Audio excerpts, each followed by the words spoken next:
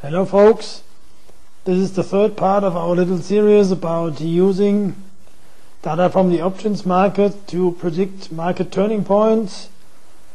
And in this issue I will give you some special information about how the cycles work in the market, especially what we see today in the S&P, the Dow Jones and the Nasdaq 100. We are at a very important level this time, where the market must find the way for the next 2 to 3 weeks. And I think if this market is going to rise, we will see a new yearly high at exactly the expiry date. If you do not understand the first charts, please watch the first two parts of this series. What you can find here also on YouTube. But first, before I show you the cycles, let's go back to the prognosis from the part 2 to the S&P and how it worked out. What we see here is the chart what we showed you in the second part of this little series. We call it the battlefield chart, where red zones show big call positions and green zones show the put positions, big, really huge put positions. If the index starts going into these areas, the big money defends their positions, or if this doesn't work, they step aside and hedge their positions by buying futures. This was the chart what we showed you the last time. And here we see the next chart till Friday the 4th. We see the market move way up 20 points higher till the higher end of the call selling area and pulled back into the neutral zone. That means the call sellers first protected their positions, hedged then in a fast move up, and then the market came down. How does the risk indicator change? So we see here the new S&P risk indicator, what changed a lot since the last time.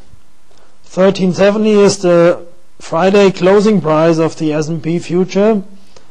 The red area represents the zone where the option sellers has the highest risk to sell new options. Since the last time, the bars at the right side from 1350 to 1295 made huge steps to the upside, which means that the option sellers took the time to sell new premium inputs. On the other hand, they bought 1380, 1390, 1400 calls back. Not that much, but we have to notice that. Right now the future is at 1370, which represents the lowest bar at that time. If the future stays the next 2 weeks in this area, the most premium is gone, and the option sellers keep the most of the money. Let's go now to our new chart, the cycle chart from the S&P. Let's turn to the cycles. What we see here is the S&P cash index with my cycle marked. Red here the peaks, and in green here the troughs. These black bars represent 5 days before and 5 days after the predicted turning point, where the top should occur or a bottom should occur. This green and red little areas represents double tops or double bottoms. I use a long-term cycle and I use a short-term cycle. This here is a short-term cycle, and we have a prediction for tomorrow for a major low in the S&P. While the S&P gave a technical sell signal sell signal. We don't know yet where this low occurred.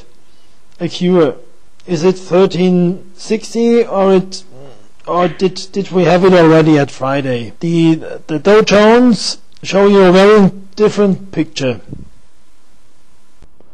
While we have in the S&P a trend break to the downside and a cycle low in work, the Dow looks very different. We see here a double cycle high. The short-term high was predicted at the 25th of October. It came one day late, and but this is the negative side. The positive is that this index is at a double support line. You see here this line, and you see the uptrend line. If this cycle high is correct, the Dow Jones must break to the downside. If this cycle high is incorrect, we will see a move to the upside, and when this area gets exceeded, the cycle is wrong.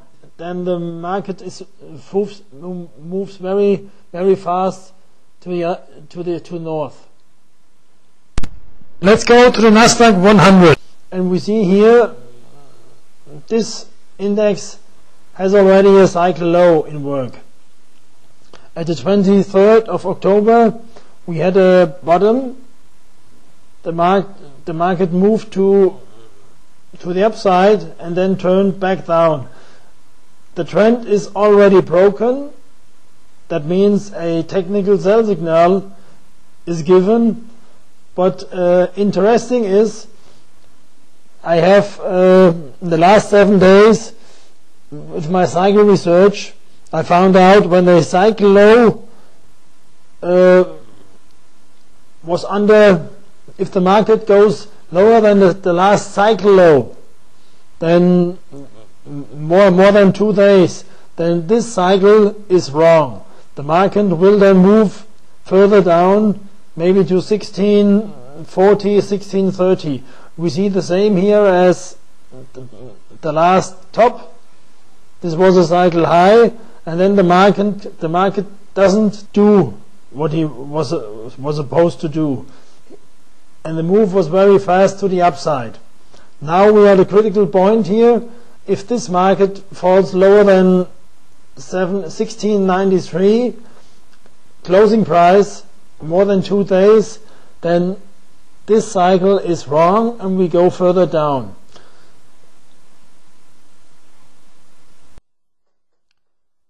So folks, I showed you a chart series of cycle charts from the Dow, the S&P and the Nasdaq 100.